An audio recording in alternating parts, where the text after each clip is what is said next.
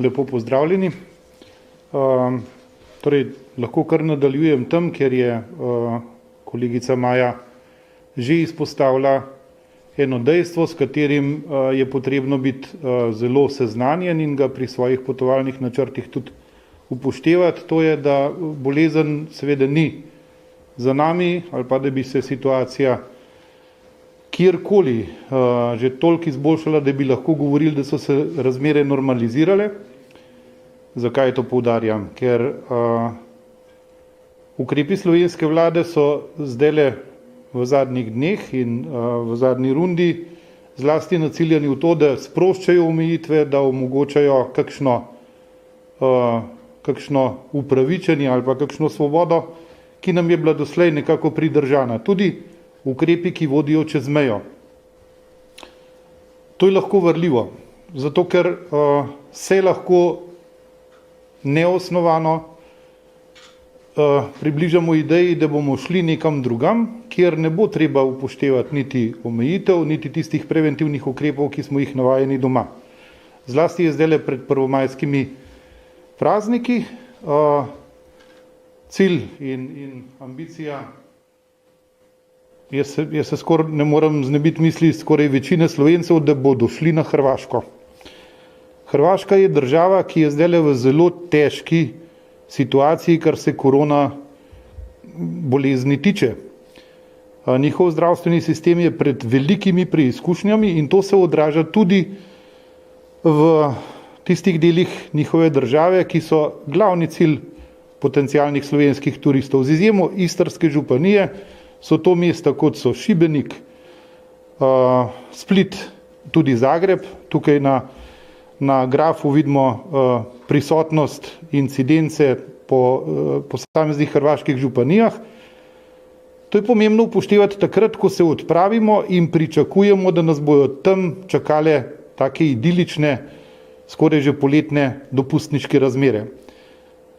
Hrvaško situacijo seveda zdaj opredeljuje tudi to, da so morali številne že odprte turistične kapacitete zapreti ali dostop do njih omejiti, pa tudi tisto, kar velja za obveznost pred povratkom, torej testiranje, če smo tam več kot 48 ali pa tisti lastniki nepremičnin in plovil več kot 72 ur, je seveda realen kontakt z njihovo zdravstveno kapaciteto in ta je pod velikimi bremeni.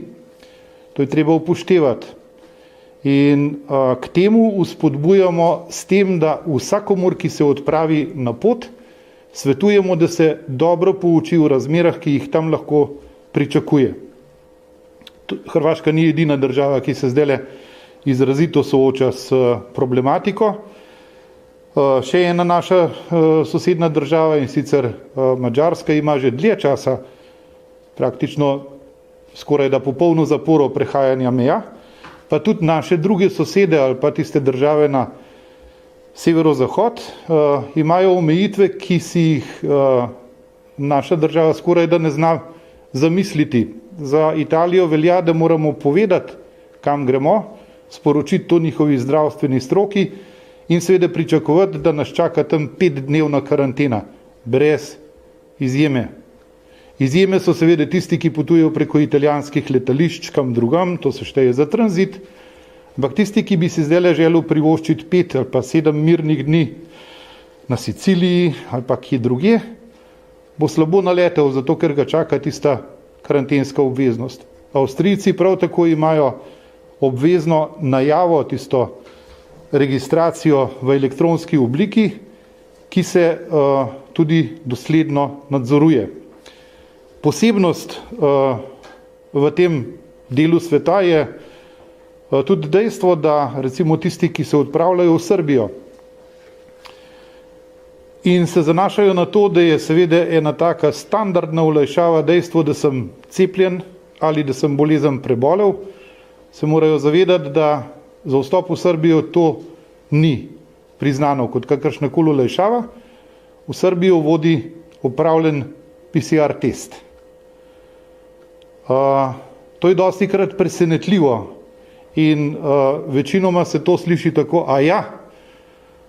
A zdaj ste se pa tako odločili. Odločitev, kako država določi vstopne pogoje, je avtonomna. Vsaka država te pogoje določa sama.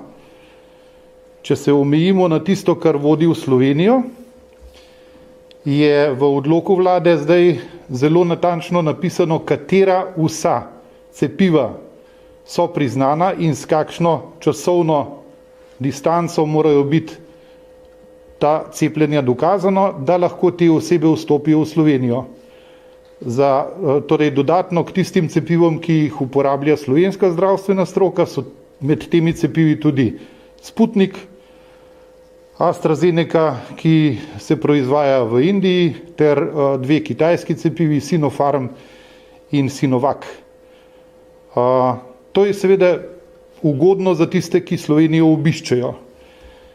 Za Slovence, ki potujejo v tujino, je pomembno, da vedo, da obstajajo določeni pogoji za prečkanje slovenske meje, ampak obstajajo tudi določeni pogoji za vstop v tretjo državo. In ta dva mehanizma je potrebno upoštevati kumulativno. Torej, ko jaz vstopim v eno tretjo državo, moram najprej vedeti, da bom do tja lahko prišel in potem moram upoštevati tiste pogoje, ki jih država predpisuje. To ni najbolj enostavno. In ker je teh situacij nešteto, jih je nemogoče na ta način, kot zdaj jaz govorim, vse razložiti. Zato svetujem, da vsakdo, ki se odpravlja na kakšno pot, naj najprej premisli, ali je tista pot res nujna. Še zmeraj velja naša usmeritev, da nenujnih potovanj se ne lotevamo, jih odložimo za kasneje. Če ocenimo, da je pot nujna in da nas karkoli že sili, da gremo res na pot, potem obstajata vsaj dve zelo uporabni spletni strani. Ena je pri Ministrstvu za notranje zadeve oziroma pri slovenski policiji, ki zelo točno, zelo jasno in zelo ažurno pove pogoje za prečkanje slovenske meje v eno stran in tudi v drugo stran. To je dobro vedeti, zato da nas pri povratku ne bo kaj presenetilo. In drugo je spletno središče na spletni strani Ministrstva za zunanje zadeve, ki pove vse dostopne informacije za vsako državo na svetu. Torej, držav je 200 in nekaj in vse so tam naštete in pri vsaki je napisano vse tisto, kar smo uspeli zvedeti, in tiste informacije se dnevno ažurirajo. Situacija po svetu se spreminja. Poleg tistega, kar je kolegica Maja omenila že uvodoma, in sicer dramatičen zasuk na slabše pri situaciji v Indiji.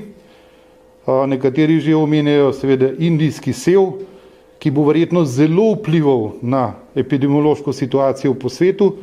Kot je bilo rečeno, zapirajo se letalske linije v Kanado, v azijski regiji in samo vprašanje časa je, kdaj bodo s tem soočena tudi letališča v Londonu, Istanbulu, Frankfurtu. Situacija je takšna, da tisti Slovenci, ki so zdaj ta čas v Indiji, bojo tam verjetno še nekaj časa ostali. To seveda velja tudi za naše kolege na veleposlaništvu. In to niso lahke razmere, zato ker ni mogoče reči, ali bo to trajalo par tednov, par mesecev, ali pa bo dlje od par mesecev, tako kot je bila recimo situacija v nekaterih južnoameriških državah. Poleg tega je pomembno upozoriti, da je zunanje ministrstvo Združenih držav objavilo svoje varnostno ali pa potovalno opozorilo, v katerem je odsvetovalo potovanje ameriškim državljanom v vrsto držav, med drugim tudi v Slovenijo. To ni zdaj dokaz, da je v Sloveniji zelo slabo ali pa da je slabše, kot je bilo prej, ampak to nam potrjuje ugotovitev ameriških oblasti, da se bo ta situacija v zvezi s korono kar nekaj časa še vlekla. Zato je tisto, kar nam omogočajo ukrepi sproščanja slovenske vlade, potrebno razumeti z zrnom soli. To je sicer možno, ni pa to argument, da lahko grem in se kjerkoli po svetu obnašam tako, kot se morda doma ne bi.